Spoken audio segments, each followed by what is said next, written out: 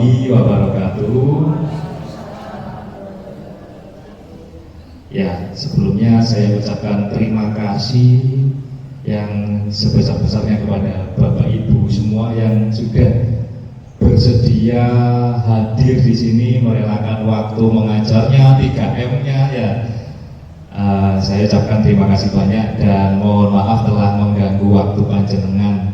Opo meneh aku siki kok ngumpulno terus ya.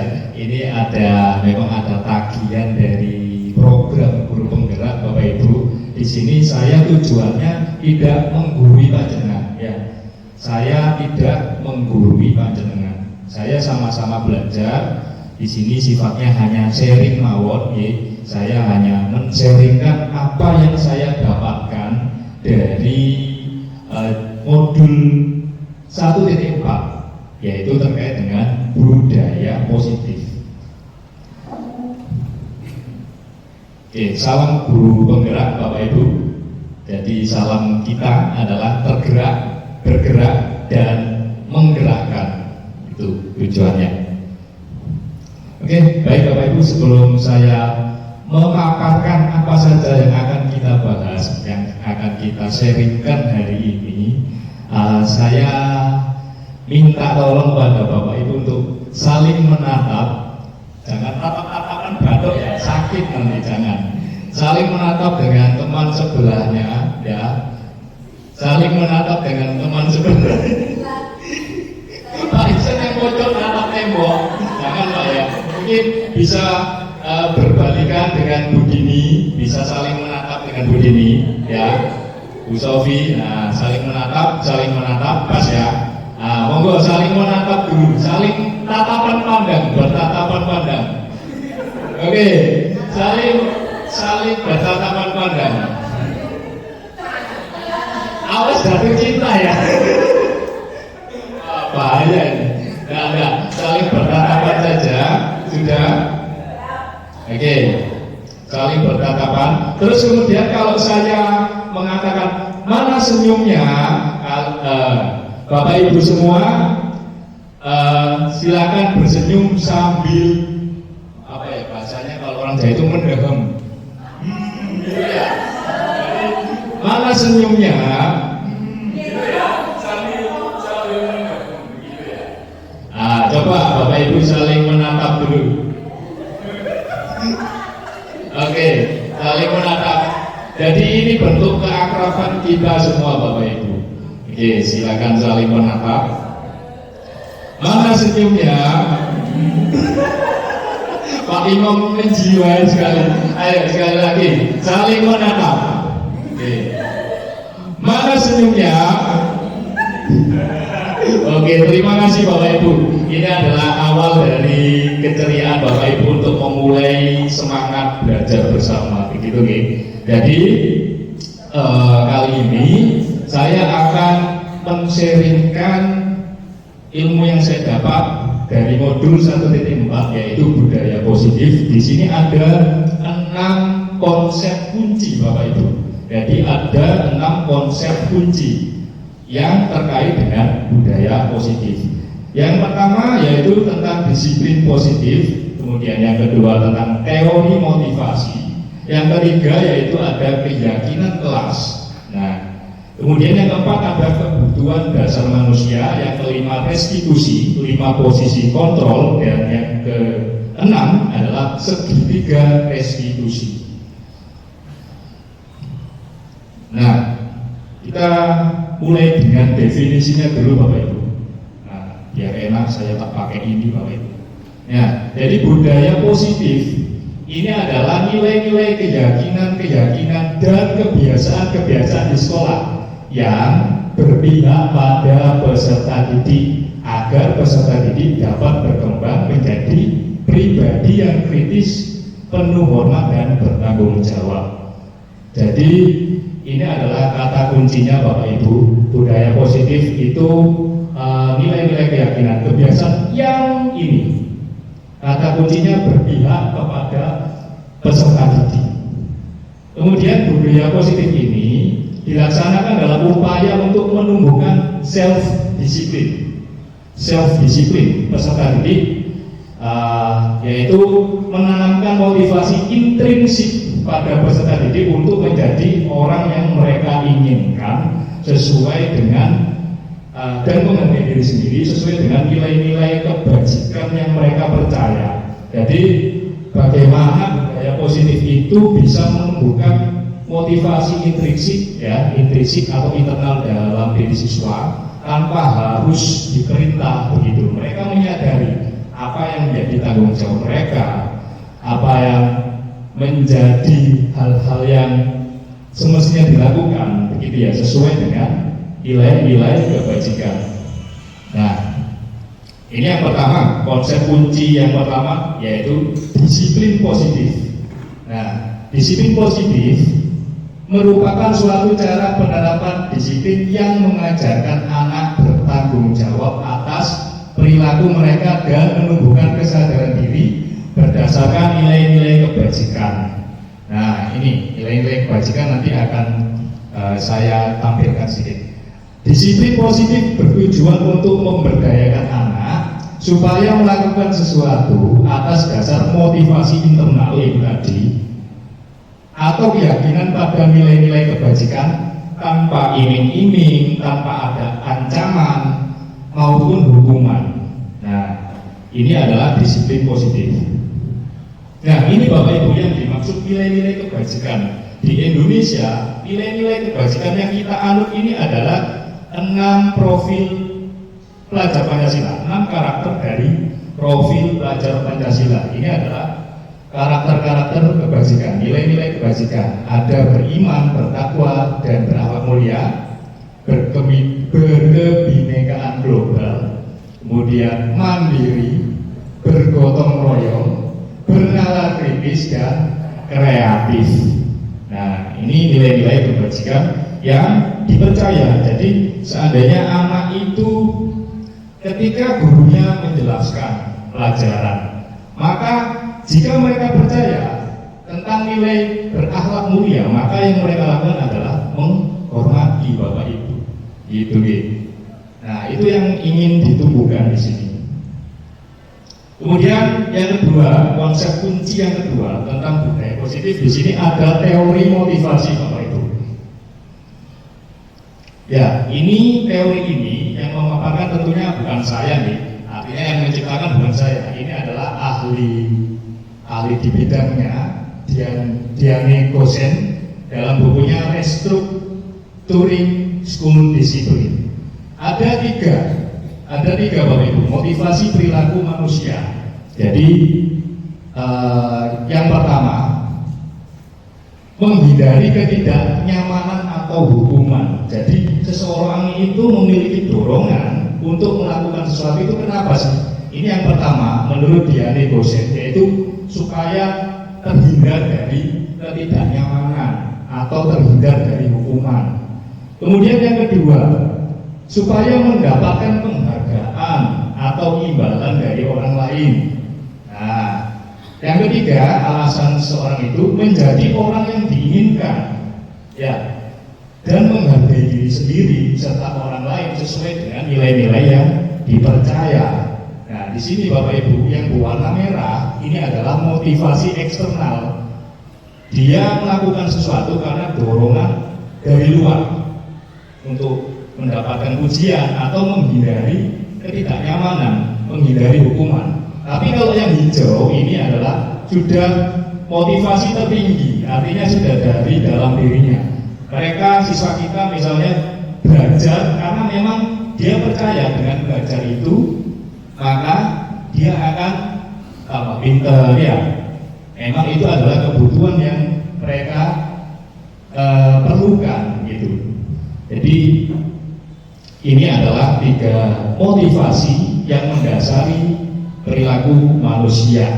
Nah, Bapak Ibu, kita sering mungkin mendengarkan komentar-komentar pedas dari rekan-rekan kita tentang kurikulum Merdeka itu mestinya kita itu bebas dari hal yang rumit, begitu ya, administrasi dan lain sebagainya. Merdeka itu kalau di siswa artinya ya harusnya pembelajaran itu bebas, begitu. Tapi di sini yang dimaksud menurut Ki Hajar Dewantara, merdeka itu artinya tidak hanya terlepas dari perintah, tapi juga cakap buat memerintah diri sendiri. Nah, itu yang seringkali anak-anak kita belum tunjukkan di sikap mereka.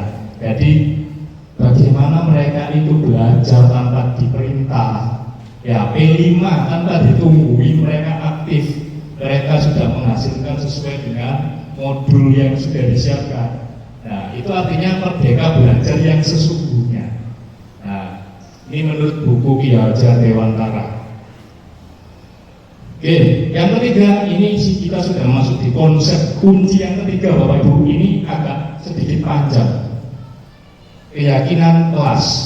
Nah, selama ini kita sering mendengar yang namanya kesepakatan kelas. Saya sendiri pun demikian, tapi ternyata ada sedikit miskonsepsi antara kesepakatan kelas dengan keyakinan kelas. Nah, mari kita coba ulas kembali, Bapak Ibu. Apa sih keyakinan kelas itu? Nah, keyakinan kelas adalah nilai-nilai dan prinsip yang disepakati bersama oleh guru dan murid untuk memandu perilaku dan interaksi di dalam kelas. Keyakinan kelas bersifat lebih abstrak, sifatnya lebih abstrak daripada peraturan. Pernyataan keyakinan kelas dibuat dalam bentuk kata-kata positif. Jadi, misalnya jangan membuang sampah sembarangan, maka kalimat bentuk positifnya bagaimana kira-kira? Buanglah sampah pada tempatnya, pada tempat sampah. Nah, itu bentuk kata-kata dari keyakinan kelas. Dan tidak terlalu banyak katanya Bapak Ibu. Jadi kita membuat keyakinan kelas yang dulu biasa kita sebut peraturan kelas. Tidak usah poinnya terlalu banyak, tapi singkat saja sehingga mudah diingat dan dipahami. Semua warga kelas hendaknya ikut berkontribusi dalam pembuatan keyakinan kelas lewat kegiatan curah pendapat. Nah, dan bersedia meninjau kembali keyakinan kelas dari waktu ke waktu. Nah, oke, Bapak Ibu, sebelum saya lanjutkan, kita sharing. Menurut panjenengan, apa yang membedakan antara keyakinan kelas dengan kesepakatan kelas dan juga dengan peraturan kelas?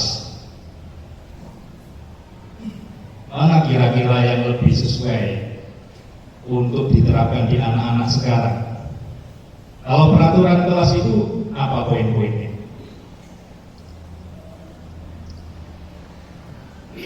Peraturan kelas. Bagaimana Bu Bapak Ibu, selaku guru BK mungkin bisa menjelaskan kalau peraturan itu biasanya gimana Bu? Gini ya Pak, kalau dari POV saya, keyakinan kelas ini itu kan memang dari kata keyakinan. Jadi otomatis ada energi untuk meyakinkan seluruh anggota kelas agar mengikuti apa yang sudah disepakati. Nah, tapi kalau peraturan itu jatuhnya lebih ke mengikat. Anak-anak itu kan memang kalau dibilang ayo ikuti aturannya, itu kan seakan-akan kan mereka terikat pada aturan itu. Itu sih Pak yang bedain dari apa ya, energi kata keyakinan dan peraturan. Baik, tepuk tangan untuk Bu Iit. Luar biasa jawaban dari Bu Iit. Memang guru BK ini paham bagaimana psikologi dari kata-kata itu, juga ada psikologinya Bu ya. Keyakinan, ada energi positif yang dimunculkan dari kata keyakinan kelas dibandingkan peraturan kelas yang sifatnya mengikat. Sifatnya itu harus tunduk kepada peraturan itu. Kalau tidak kamu lakukan akan dapat hukuman dan lain sebagainya. Jadi kalau keyakinan kelas ada hal-hal yang diyakini, kemudian disepakati bersama dalam satu kelas sehingga hal-hal yang diyakini ini bisa dikerjakan dengan baik. Gitu. Oke, terima kasih Bu Iit. Kita lanjutkan Bapak Ibu. Nah, ini yang sebenarnya sudah disampaikan oleh sekolah kita terkait program awal mereka siswa baru masuk awal semester ganjil ya. Jadi yang harus dibentuk adalah keyakinan kelas. Ini prosedurnya Bapak Ibu. Jadi cukup panjang, tapi kalau dilaksanakan berulang-ulang insya Allah tidak begitu panjang ya. Kalau dilaksanakan berulang-ulang akan terbiasa. Jadi yang pertama, ini saya juga akan belajar untuk mempraktekannya Bapak Ibu. Jadi mungkin ini akan saya coba kalau ada waktu untuk meninjau kembali keyakinan kelas. Jadi mempersilakan murid-murid untuk bercurah pendapat. Ini yang pertama, tentang peraturan yang perlu disepakati di kelas. Jadi anak-anak itu kan belum paham bahasa keyakinan kelas. Bahasanya agak terlalu tinggi bagi mereka. Apalagi yang baru dari SD kemudian SMP. Maka kita tanyakan menurut mereka ya, diajak bercurah pendapat, apa peraturan yang harus dilaksanakan di kelas ini. Silakan, ini curah pendapat. Mereka bisa, semua anggota kelas bisa mengungkapkan apa yang bisa diterapkan di kelas sebagai peraturan. Kemudian yang kedua langkahnya yaitu mencatat semua masukan-masukan para murid di papan tulis atau kertas plano Bapak Ibu. Kertas plano begitu mungkin bisa juga supaya lebih interaktif. Bapak Ibu menyiapkan yang namanya apa ini, sticky notes itu. Setiap anak boleh menuliskan peraturan menurut mereka, ditempel di kertas plano tersebut. Nah, semua harapannya menyimak. Kemudian yang ketiga, nah ini kita ajak mereka untuk mengganti kalimat-kalimat dalam bentuk negatif menjadi positif. Kemudian yang keempat, temukan nilai kebajikan atau keyakinan dalam peraturan. Nah, misalnya ini nilai kebajikan yang diyakini ya. Misalnya mendengarkan guru saat menjelaskan pelajaran, maka nilai kebajikan yang dimunculkan adalah rasa hormat. Ini. Jadi keyakinan itu tidak usah panjang-panjang Bapak Ibu. Ini yang nilai yang diyakini adalah rasa hormat. Kemudian yang kelima, tinjau ulang beberapa peraturan yang telah disatukan menjadi beberapa keyakinan agar on point. Kemudian yang keenam, meninjau ulang dan menyetujuinya dengan menandatangani keyakinan kelas yang telah dibuat. Kemudian yang ketujuh, keyakinan kelas yang telah dituliskan dapat dipajang pada tempat yang mudah dilihat untuk semua warga kelas. Nah, ini Bapak Ibu, agar semua warga kelas dapat memahami setiap pernyataan yang telah tercantum dalam keyakinan kelas, maka selama seminggu di awal tahun pelajaran baru itu dapat didedikasikan untuk pendalaman setiap keyakinan kelas dengan berbagai kegiatan. Nanti akan saya sampaikan contoh-contohnya apa sih kegiatan pendalaman dari setiap keyakinan kelas. Ini bisa kita laksanakan selama seminggu Bapak Ibu, terutama kalau nanti jadi wali kelas 8 atau 9 ya kan. Selama seminggu itu kan menanti anak-anak yang kelas 7 ini MPLS. Nah, ini bisa kita gunakan untuk pendalaman setiap keyakinan kelas. Nah, ini contohnya Bapak Ibu. Jadi keyakinan kelas itu seperti yang tadi kita pahami bersama, bahwa tidak usah terlalu panjang kalimatnya, singkat supaya mudah diingat, supaya anak-anak itu ingat, oh yang dipercaya nilai-nilai kebajikan itu ini. Kalau terlalu banyak nanti anak-anak lupa dan tidak dilaksanakan, itu yang dikhawatirkan. Jadi paling tidak nilai kebajikan atau keyakinan kelas itu antara 5 sampai 7 saja. Itu saran dari yang di ini ya Bapak Ibu, yang di modul 1.4. Nah, ini contoh keyakinan kelas Bapak Ibu. Yang pertama takwa. Nah, berikan deskripsi sedikit. Kami meyakini bahwa penting untuk menjadi pribadi yang bertakwa. Nah, ini deskripsinya tidak usah panjang juga, cukup singkat. Keyakinan kelas ini dalam bentuk sebuah nilai kebajikan. Nilai kebajikan yang kedua, keyakinan kelas yang kedua di sini adalah tanggung jawab. Tanggung jawab. Kami meyakini bahwa penting untuk selalu bertanggung jawab. Jadi Di sini saya singkat Bapak Ibu yang nomor 3, Amberman, aman, bersih dan nyaman. Kami meyakini bahwa penting untuk merasa aman, kemudian bersih dan nyaman. Hormat, kami meyakini bahwa penting untuk menghormati diri dan orang lain. Kemudian nomor 5, diterima dan dimiliki. Kami meyakini bahwa penting untuk merasa diterima dan dimiliki. Ini kegiatan pendalaman keyakinan kelas. Ada 2 Bapak Ibu, ada 2 kegiatan. Yang pertama, kegiatan 1, di sini ada tabel T dan tabel Y. Nah, ini bisa kita gunakan ketika awal tahun pelajaran baru setelah keyakinan kelas terbentuk, kita bisa isi dengan pendalaman keyakinan kelas. Tabel T dan tabel Y atau tampak seperti dan tidak tampak seperti. Nah, ini kalau tabel T. Jadi misalnya kita membahas satu persatu nilai keyakinan kelas. Yang pertama, takwa. Nah, kalau takwa itu tampak seperti itu bagaimana? Ini anak-anak kita ajak curah pendapat lagi. Kalau nilai keyakinan takwa ini kira-kira yang menunjukkan seperti itu apa? Tampak seperti takwa itu apa? Nah, mereka nanti akan berjual pendapat. Nanti kita bisa simpulkan Bapak Ibu. Ini contohnya. Yang tampak seperti nilai keyakinan takwa yaitu melaksanakan ibadah atas kesadaran diri sendiri. Kalau tidak tampak seperti ini, maka menunggu diperintah, nunggu dipanah di bumi, baru budal naik musola, gitu ya. Menunggu diperintah untuk melaksanakan ibadah. Ini juga kalau tampak seperti takwa maka mengikuti kegiatan keagamaan dengan tertib. Ya, kalau tidak tampak seperti tidak mengikuti kegiatan keagamaan dengan tertib. Nah, berikutnya tanggung jawab. Kira-kira yang tampak seperti tanggung jawab itu bagaimana? Ya, melaksanakan tugas dengan bertanggung jawab dan memberikan hasil yang terbaik. Kalau tidak tampak seperti tanggung jawab, bagaimana? Melaksanakan tugas yang diberikan secara asal-asalan atau tidak bertanggung jawab.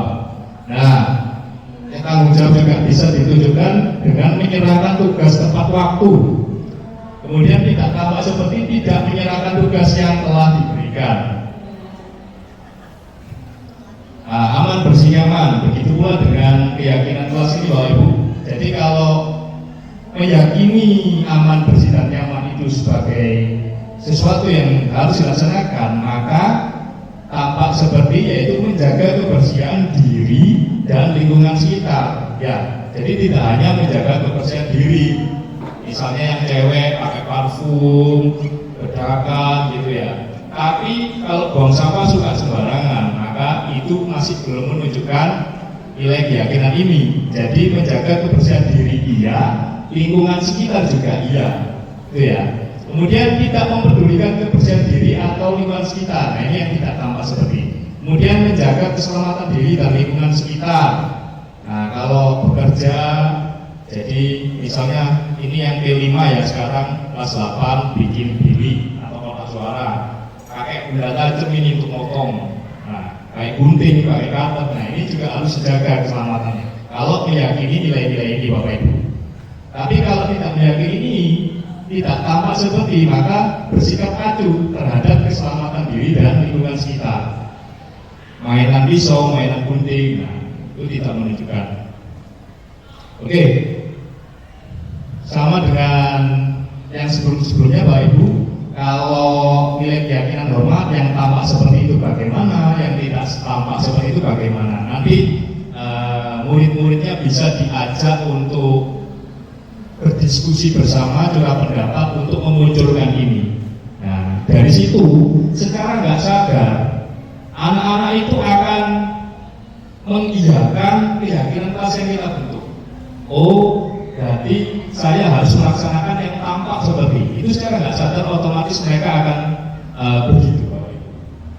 Ini bisa dilakukan. Hormat, diterima dan dimiliki pun demikian. Nah, ini yang tabel Y ya, tabel Y ini garis Y begini Bapak Ibu. Nah, ini juga Sama kita mengajak anak-anak untuk bercurah pendapat. KBBI ini terdiri dari 3 elemen: terdengar, terlihat, dan berperilaku. Nah, kita ajak diskusi anak-anak. Anak-anak, kalau kita meyakini nilai hormat, ya, nilai kebajikan hormat sebagai keyakinan kelas kita, maka yang terdengar itu seperti apa kira-kira? Nah, coba Bapak Ibu temukan di sini yang termasuk keyakinan kelas hormat yang mana? Kira-kira ada nggak?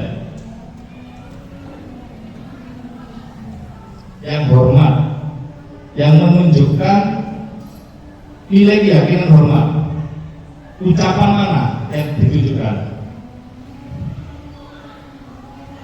Yang mana? Oh, nggak kelihatan ya? Oke, coba saya zoom. Yang terdengar, oke.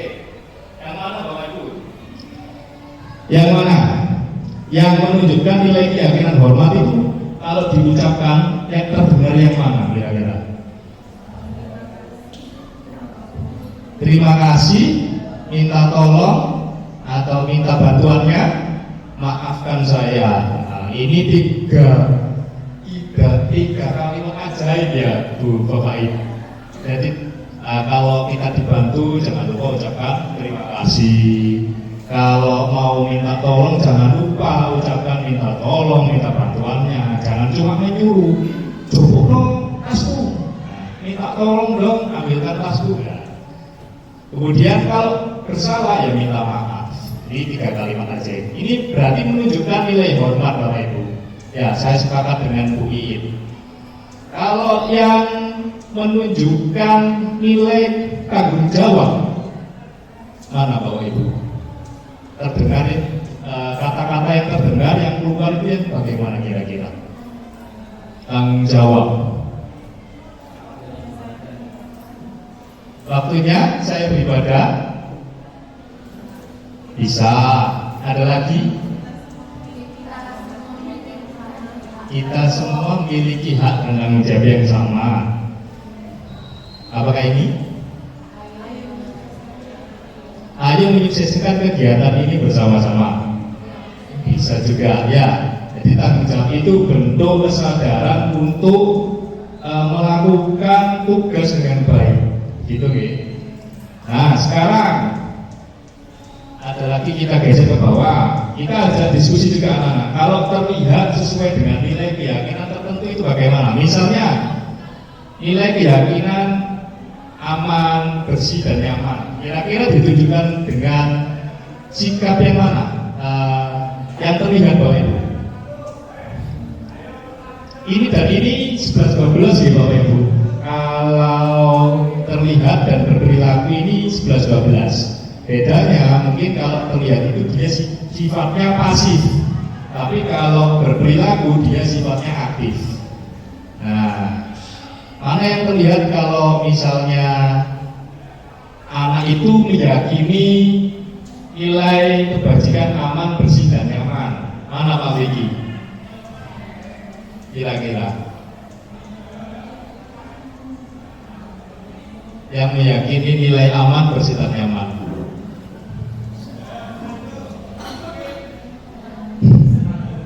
Satu saja Pak Vicky, yang mana? Senang menjaga kebersihan. Ya, oke, saya juga sepakat dengan yang disampaikan Pak Vicky. Oke, kalau berperilaku Bapak Ibu, kira-kira kalau meyakini nilai kebajikan diterima dan dimiliki. Jadi kan setiap orang itu ingin diterima dan dimiliki. Ya, artinya itu tidak dibeda-bedakan, ya, tidak didiskriminasi. Kira-kira yang mana kalau berperilaku yang menunjukkan nilai kebajikan tersebut diterima dan dimiliki? Berteman dan belajar dengan siapa saja. Oke, saya juga sepakat dengan Bapak Ibu. Nah, ini kegiatan yang pertama Bapak Ibu. Ada 2 kegiatan yang saya sampaikan tadi. Ini kegiatan berikutnya. Tugas saya dan tugas kamu, tugas guru dan tugas murid. Ini tidak harus langsung dalam satu hari panjenengan habiskan 2 kegiatan ini, mungkin bersambung dan Bapak Ibu. Jadi seminggu itu 5 hari di Senin sampai Kamis, mungkin bisa dijadwalkan sampai pendalaman yang ini. Kegiatan 2, tugas saya dan tugas kamu, tugas guru dan tugas murid. Ini anak-anak sekali lagi kita ajak curah pendapat. Guru tugasnya apa? Mereka bisa menuliskan di kertas sticky notes atau lembaran kertasan binder atau sobekan kertas buku tulis mereka bebas. Jadi guru tugasnya apa menurut mereka? Murid tugasnya apa sih? Kemudian guru tugasnya bukan apa? Murid tugasnya bukan apa? Nah, di situ mereka bisa bercurah pendapat. Kemudian kita nanti bisa menyimpulkan bersama-sama. Misalnya, murid tugasnya ya belajar, ya. Murid tugasnya mendengarkan apa yang disampaikan Bapak Ibu guru, menghasilkan yang terbaik dari diri, tidak asal-asalan, kemudian mengikuti peraturan, ya, peraturan sekolah, kelas, memeriksa tugas kembali dan sebagainya. Murid tugasnya bukan apa? Menyakiti atau disakiti. Nah, nanti akan ketemu itu. Tugasnya bukan mengeluh, merusak barang teman atau merusak barang milik orang lain, vandalisme. Ya, yang seperti kita ketahui sendiri, anak-anak kita itu super ya, pintu kamar mandi aja dengan cepatnya engselnya putus, katanya sehari baru diperbaiki. Oke, sudah Bapak Ibu, ini setengah dari materi yang sudah saya sharingkan. Sekarang kita akan bermain games. Sekarang kita akan bermain games Bapak Ibu. Saya punya 3 games, tapi ini berpasangan nih, berpasangan. Nah, silakan panjenengan tentukan pasangannya masing-masing. 2 saja. Sudah? Oke, sudah. Pak Faisal dengan Pak Miki nih, ya rena sama-sama cowok.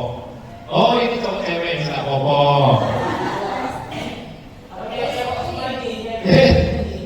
Cowok semua tak? Oh ya, belakang depan. Ya, ada yang pas ya. Ya pasti kalau dipikir-pikir, kalau dilihat-lihat depan belakang itu sepasang loh. Padahal tidak disetting loh ya, tidak disetting kan ini. Ayo, memang takdir itu ya, kita nggak tahu ya. Oke, Bapak Ibu, saya ada hadiah kecil nanti untuk masing-masing kelompok yang menang. Ya, oke, ada 3 games, 3 permainan. Ada 3 games. Yang pertama yaitu tangga, tangan dan tangkap. Oke, ya ada yang pernah bermain games ini sepertinya. Oke, games kedua nanti games perkalian. Ya, games perkalian, masing-masing dari kelompok mengeluarkan tangannya, ya. Kemudian dikalikan, silakan cepat-cepat jawab sampai 3 kali. Yang benar 2 kali berturut-turut, berarti sudah itu yang menang. Gitu ya.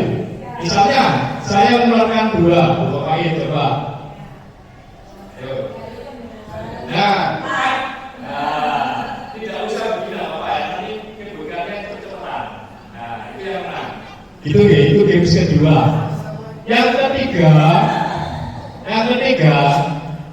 kita menulis reflektif. Nulis angka saja. Misalnya nanti saya sebutkan 2, 3, 1, maka panjenengan silakan menulis, panjenengan bawa pulpen sendiri semua. Nanti kalau tidak saya pinjamkan. Jadi pakai 2 pulpen, silakan nulis. Yang kiri pakai tulisan kebalikan. Gitu gitu. Jadi kalau 2 misalnya tulisnya silakan di sticky note saja kecil. Nanti ada beberapa yang lebih cepat menyelesaikan, itu yang menang. Oke, siap? Kita games yang pertama dulu. Tangga, tangan, dan tangkap. Oke, silakan diambil selonggar sticky notes-nya. Oke, diangkat. Oke, berhadapan dengan lawannya. Oke, jadi berhadapan ya. Oke, cowok. Oke. Duduk saja.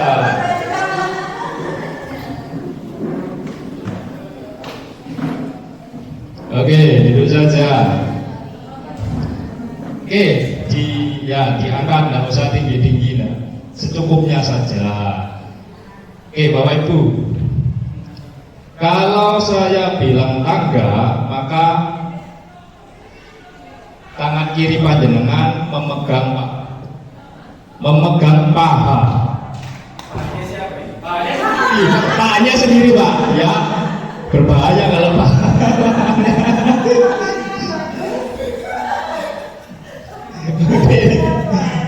Kalau saya bilang tangga, maka pegang pahanya sendiri.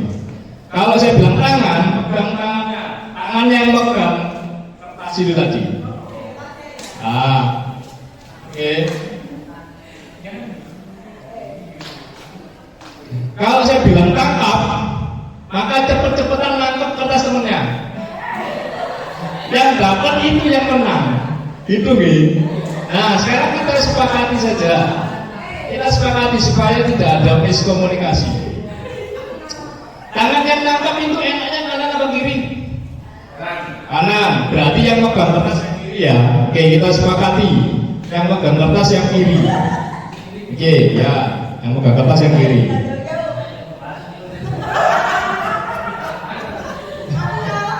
Hati-hati ya. Oh, coba bablasin. Oke. Siap. Tangan. Bro. Terlalu semangat. Terlalu semangat Pak Faisal ini. Oke, sekali lagi. Kalau tangkap baru ditangkap Pak. Tangkap baru ditangkap punya musuhnya itu, temannya itu, lawannya ya. Oke. Awas kena dipilih Pak. Aku khawatir belum Pak Imam ini. Oke. Tangga.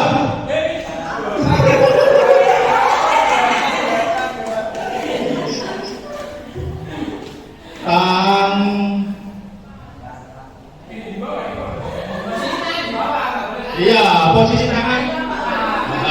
Posisi tangan di paha ya. Oke, biar adil. Tangan.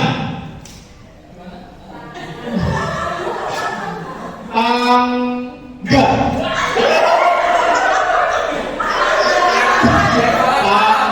Iya, ampun, nggak fokus berarti. Tidak belajar dari kesalahan temannya. Oke, saya beri kesempatan satu kali lagi. Kalau salah berarti kalah ya. Sepakat ya. Oke. Tangan. Tangga. Tangga. Tangan. Tangga. Tangkap.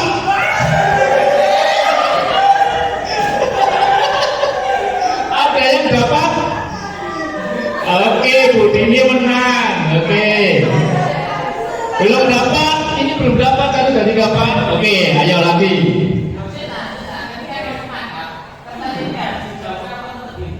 Ya harusnya tetap yang dapat duluan. Gak oleh didelik no harusnya. Ya. Jangan mendelikan ya. Tidak boleh mendelikan. Oke. Ayo lagi sampai suwe mau ngetasi. Kalau sudah, nah, tunggu temannya. Oke. Yang lain ya, tetap fokus, tangan di paha. Yang satu bawah. Tangan. Tangan. Tanggap. Tangan. Tanggap.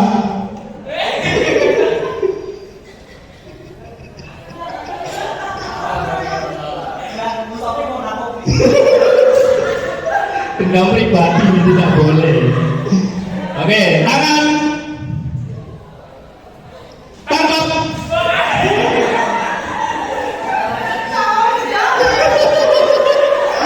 Oke, yang menang siapa ini? Pak Imam, ini siapa yang menang? Bu Sofi.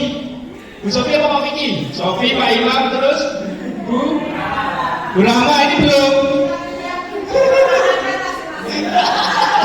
Aduh, ini agak berat ini. Ayo, final. Oke, tangga. Tangan. Oh, ini tuh agak boleh. Akalan ini jenenge. Tangan. Tangga. Tangkap. Seimbang ini sepertinya. Oke. Oke, Bapak Ibu, saya pikir kalau gamesnya 3 stage nanti lama ya buat game soang. Finalnya langsung pakai kali-kalian. Oke.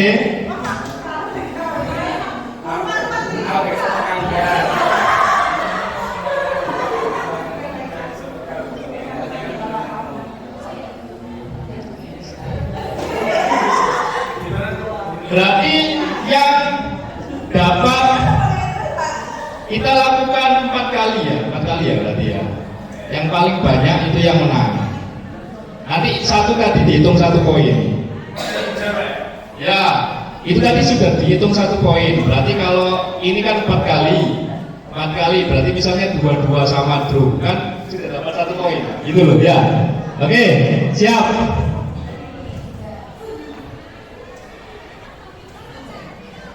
Sudreng kita ada. Oke, sudreng.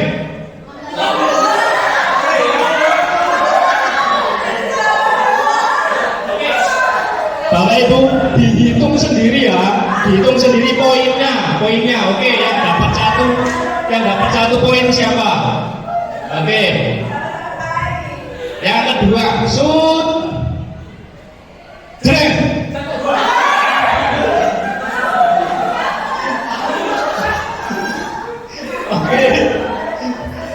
Oke, yang ketiga. Siap, masih fokus. Ingat poinnya masing-masing. Iya, tetap perkalian. Perkalian aja enak. Sudreng.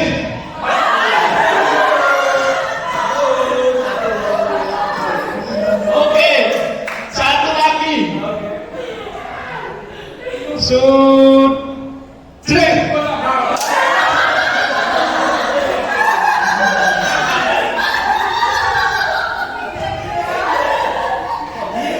Memang tidak ada peraturan ya. Tidak boleh menang-menangan padahal berizine kan ya. Oke, poinnya berapa? Dan Pak Dedi? Tadi yang menang siapa? Nah, ini tadi berapa? Yang kalian? 2-2 sama. Oke. Pak Imam berapa? Perkalian dapat 3 benar 1. Oh wes Pak Imam jelas. Oke, ini perkalian siapa yang menang?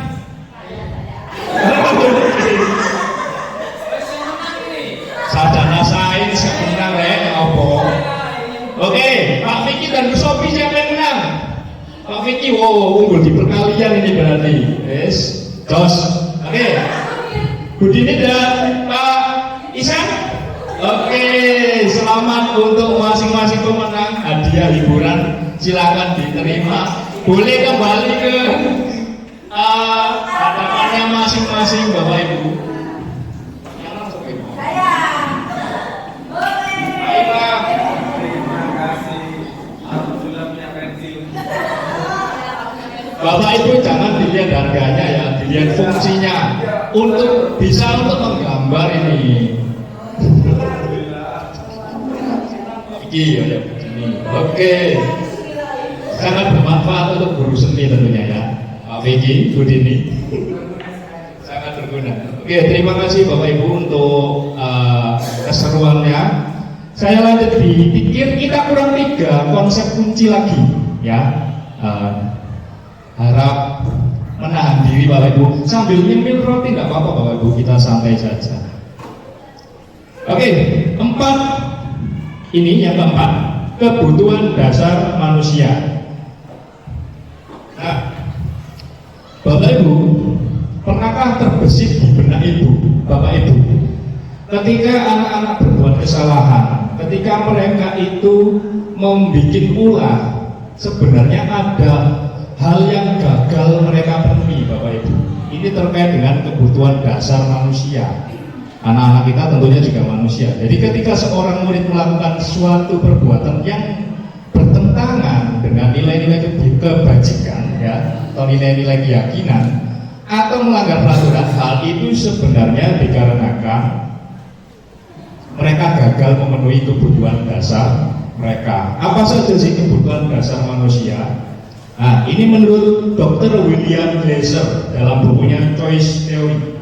Ada 5 kebutuhan dasar manusia Bapak Ibu. Jadi bukan lagi sandang, pangan, papan begitu, tapi ini 5 kebutuhan dasar manusia. Yang pertama, bertahan hidup. Itu tadi termasuk sandang, pangan. Kemudian yang kedua, kasih sayang dan diterima. Yang ketiga, penguasaan. Yang keempat, kebebasan. Dan yang kelima, kesenangan. Nah, Bapak Ibu, mungkin pernah membaca kasus ini sebelumnya. Kalau nggak pernah, coba kita baca bersama-sama. Ibu Ambar, guru wali kelas 2A di SD Pelita Hati, sedang bingung menghadapi ulah salah satu murid kelasnya, yaitu Doni. Beberapa anak di kelas 2A telah datang padanya dan mengeluhkan Doni yang seringkali meminta bekal makan siang mereka dengan paksa. Jika Anda menghadapi situasi seperti Ibu Ambar, apa yang akan Anda lakukan menurut Anda? Kira-kira apa alasan Doni melakukan itu? Bagaimana Bapak Ibu? Saya yakin Bapak Ibu semua di sini, Bapak Ibu guru hebat, pasti bisa menyelesaikan masalah seperti ini. Tapi mari kita fokus pada apa sebenarnya alasan Doni melakukan hal itu. Kita kembali lagi ke sini Bapak Ibu. Mungkin Doni melakukan hal tersebut karena dia gagal memenuhi 5 kebutuhan ini. Nah, coba kita kaitkan Bapak Ibu. Kalau dia berusaha memenuhi kebutuhan bertahan hidup, apa alasan Doni di sini? Ekonomi keluarga. Ya, ibunya tidak membawakan bekal, begitu ya. Nah, itu mungkin saja alasan Doni kenapa kok dia minta paksa temannya. Jadi ini alasan Doni yang pertama Bapak Ibu. Mohon maaf ini gambarnya ini ya, makanan siang-siang ini memang lapar sekali. Jika Doni mengatakan alasannya itu meminta bekal teman-temannya adalah karena dia lapar dan ibunya tidak membawakan bekal, maka Doni itu tadi berusaha memenuhi kebutuhan bertahan hidup. Nah, kita kembali lagi Bapak Ibu, kasih sayang dan diterima. Kira-kira kalau dikaitkan ini mungkin nggak alasannya itu? Dia ingin kasih sayang dan diterima. Caper ya, anak-anak itu cari masalah itu karena caper doang ya, supaya dipanggil orang tuanya, diperhatikan, kadang gitu ya. Nah, masuk akal Bu Rama, saya sependapat dengan Bu Rama. Jadi alasan Doni jika melakukan hal tersebut supaya teman, guru, dan orang tuanya itu memperhatikan dia. Maka Doni sedang berusaha memenuhi kebutuhan kasih sayang dan rasa diterima. Dia ingin menjadi central of interest, point of interest, jadi perhatian. Oke, kita lanjutkan. Jika alasan Doni ini melakukan hal tersebut karena dia merasa hebat, dia hebat karena ditakuti, aku jaluk bekali koncoku lho, koncoku nurut ngekeki aku. Nah, berarti dia itu memenuhi kebutuhan akan penguasaan. Ada model-model anak yang seperti ini. Nah, jadi dia memenuhi kebutuhan untuk penguasaan. Nah, jika alasan Doni, ya, dia itu bosan dengan bekal yang dibawakan ibunya. Itu terus dokter ceplok terus, ya. Jadi kemudian dia ingin mencoba makanan teman-temannya yang macam-macam. Kadang ada yang bawa nasi goreng, ada yang bawa fried chicken, ada yang bawa semur, macam-macam. Maka Doni itu berusaha memenuhi kebutuhan akan kebebasan. Dia itu sebenarnya ingin bebas menentukan menu makannya, tapi ibu nek nggawa dokter ceplok, ya. Jadi itu alasan tentang pemenuhan kebutuhan kebebasan. Nah, ini yang terakhir Bapak Ibu, tentang alasan Doni. Jika alasan Doni itu hanya karena dia iseng, dia senang, ya teman-temannya ketika diminta itu wajahnya kok lucu, itu maka dia berusaha memenuhi kebutuhannya akan kesenangan. Oke. Nah, kurang 2 konsep kunci lagi Bapak Ibu. Saya izin ngecas dulu daripada nanti tiba-tiba mati.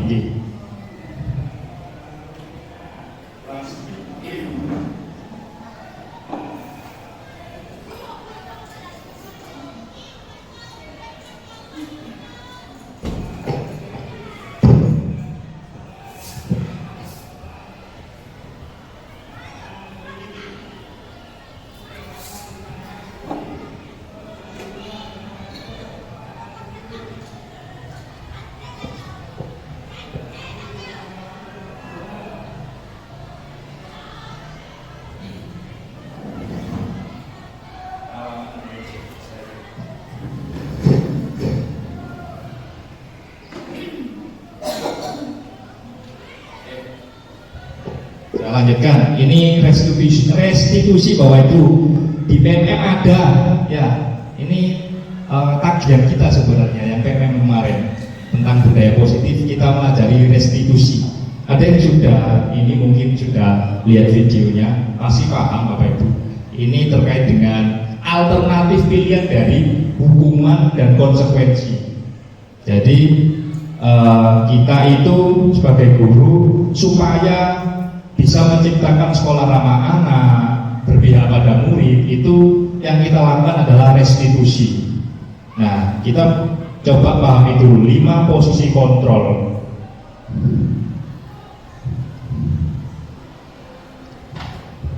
Oke, ini teori dari sekali lagi Diane Gosen, ya. Restitusi adalah proses menciptakan kondisi bagi murid untuk memperbaiki kesalahan mereka. Ya, jadi kata kuncinya ini. Proses menciptakan kondisi bagi murid untuk memperbaiki kesalahan mereka. Jadi bagaimana kesalahan itu bisa diperbaiki, bukan diberi hukuman, tapi bagaimana mereka bisa memperbaiki kesalahan mereka. Nah, restitusi membantu murid menjadi lebih memiliki tujuan, ada disiplin positif, dan memulihkan dirinya setelah berbuat salah. Tujuannya adalah menjadi orang yang menghargai nilai-nilai kebajikan yang mereka percayai. Nah, ini 5 posisi kontrol Bapak Ibu. Jadi kita sebagai guru itu kalau di teori 5 posisi kontrol itu ada 5. Ada guru yang sifatnya penghukum, ya. Jadi seorang penghukum itu sifatnya bisa menggunakan hukuman verbal atau fisik ketika menghadapi anak yang berbuat salah. Dan hukuman yang diberikan itu biasanya tidak nyambung dengan kesalahan yang diperbuat. Misalnya dia tidak mengerjakan PR, disuruh berdiri di depan, mengangkat kaki, kan nggak nyambung sebenarnya. Tidak ada relevansi antara kesalahan dan hukuman yang diberikan. Berarti kita adalah guru yang penghukum. Itu posisi kita di sini. Nah, kalau posisi kita adalah membuat merasa bersalah, maka guru itu biasanya mengatakan kalimat-kalimat seperti ini. Apa kamu nggak kasihan sama ibu? Nah, kemudian apa kamu nggak kasihan sama bapak? Bapak kecewa sekali sama kamu. Itu akan membuat anak merasa bersalah. Berarti posisi kita di sini adalah sebagai pembuat rasa bersalah. Kemudian ada juga yang posisinya teman Bapak Ibu. Guru pada posisi ini tidak menyakiti murid. Ya, sifatnya tidak menyakiti murid, namun tetap berupaya mengontrol murid. Jadi murid itu dikontrol dengan kalimat-kalimat yang persuasif. Ya, posisi teman pada guru bisa negatif maupun positif. Positifnya, murid itu biasanya lebih akrab dengan guru, tapi sisi negatifnya murid menjadi ketergantungan kepada guru. Nah, kemudian ini posisi yang keempat, pemantau. Nah, kalau pemantau ini Bapak Ibu mengandalkan perhitungan, ya, jadi sudah ada catatan-catatan yang dilakukan. Kemudian ada bukti dari perilaku pelanggaran yang dilakukan siswa.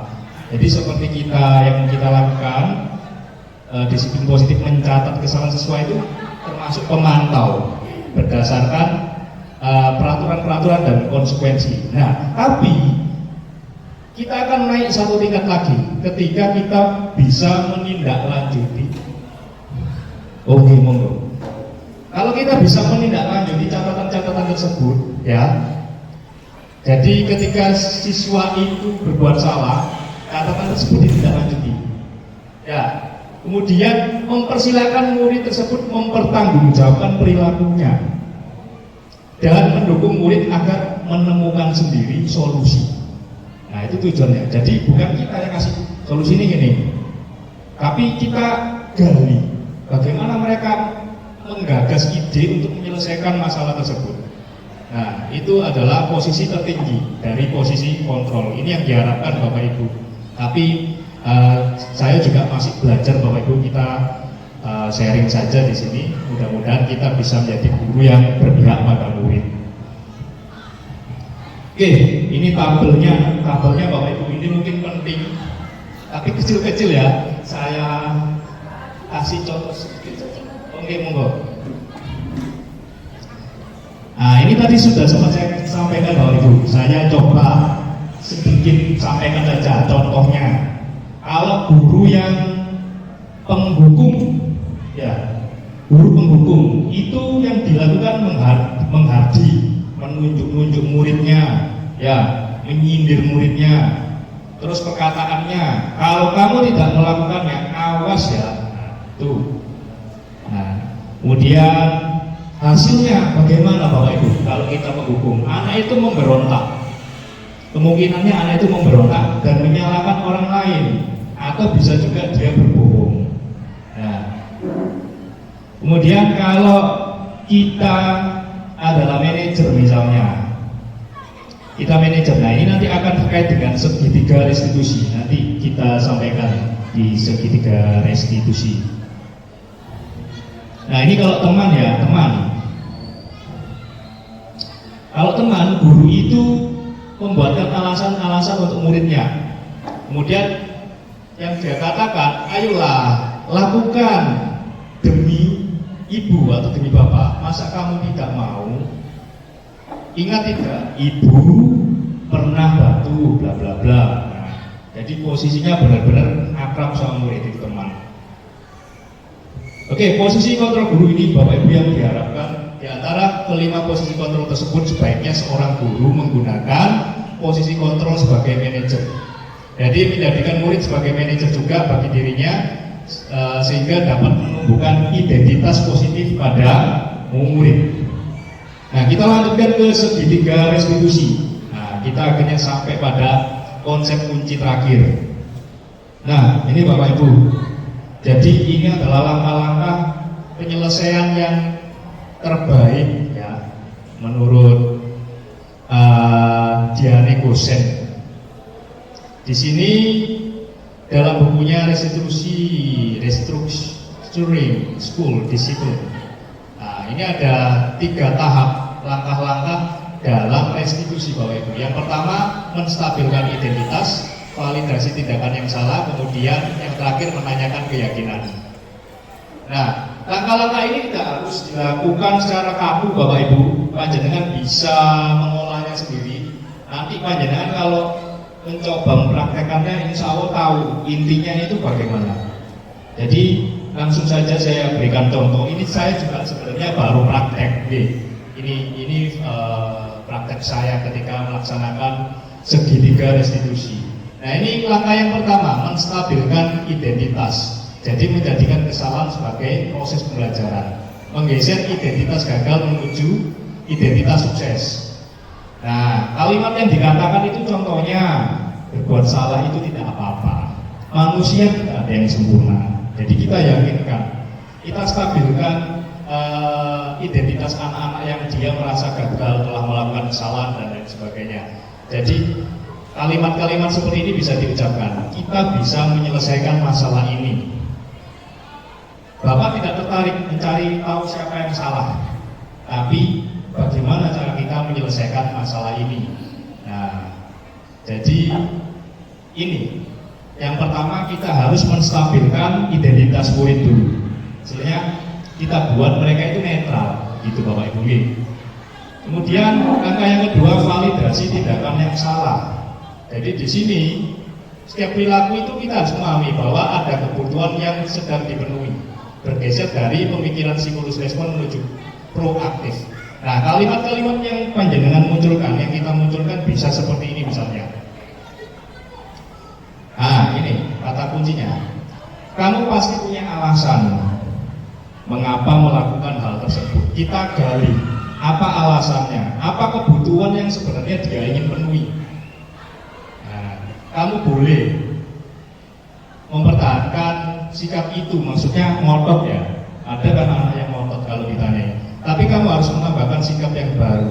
Nah, ini contoh-contoh kalimat. Intinya kita gali sebenarnya kebutuhan apa yang sebenarnya ingin dipenuhi oleh murid tersebut. Nah, yang terakhir Bapak Ibu, menanyakan keyakinan. Nah, ini akan kembali kepada apa yang kita diskusikan bersama itu tadi di keyakinan kelas. Seek the belief, menanyakan keyakinan. Jadi memberikan pertanyaan untuk menumbuhkan motivasi intrinsik dan mengaitkan keyakinan dengan tindakan yang salah. Nah, kalimat-kalimatnya contohnya seperti ini Bapak Ibu. Apa yang kita percaya sebelumnya? Keyakinan kelas apa yang telah kita percaya? Nah, apakah kamu sudah menunjukkan sikap sesuai dengan keyakinan tersebut? Bagaimana semestinya dan lain sebagainya. Nah, di sini nanti akhirnya akan ketemu solusi yang ditawarkan oleh murid. Jika tidak, maka tugas kita sebagai guru menggiring murid tersebut untuk menemukan solusi mereka sendiri. Gitu. Kalau tidak, maka digiring, ditawarkan. Itu enggak. Bagaimana kalau misalnya ada temannya yang bertengkar, anjingnya putus. Nah, solusinya bagaimana kira-kira? Nah, mereka dimaja nih, yang melakukan perbuatan itu dimaja. Ya, kita harus mengasih masukan. Bagaimana kalau kamu menjahitnya? Karena kalau kita suruh bawa ulang jahitan bukan dia sendiri, itu artinya dia tidak mengganti kesalahannya dia. Jadi bagaimana dia itu mau memperbaiki kesalahan, itu yang diharapkan dari restitusi Bapak Ibu. Oke, guru bergerak Indonesia maju. Memang tantangan kita sebagai guru di zaman now itu luar biasa Bapak Ibu, apalagi sekolah kita itu sekolah pinggiran yang notabene anak-anaknya juga super. 11-12 dengan sekolah saya kan dekat sini juga. Di karakternya 11-12, jadi saya tidak terlalu kaget melihat anak-anak yang begini. Nah, itu tantangan kita bersama Bapak Ibu. Semoga kita bisa menjadi guru hebat, guru profesional, dan tentunya berpihak pada murid. Oke, sekian dan terima kasih. Salam sehat dan bahagia. Terima kasih banyak untuk kehadiran panjenengan, dan mohon maaf apabila ada kekeliruan selama saya menyampaikan di diseminasi ini ada kekurangan atau khilaf, saya mohon maaf yang sebesar-besarnya. Saya akhiri, wassalamualaikum warahmatullahi wabarakatuh.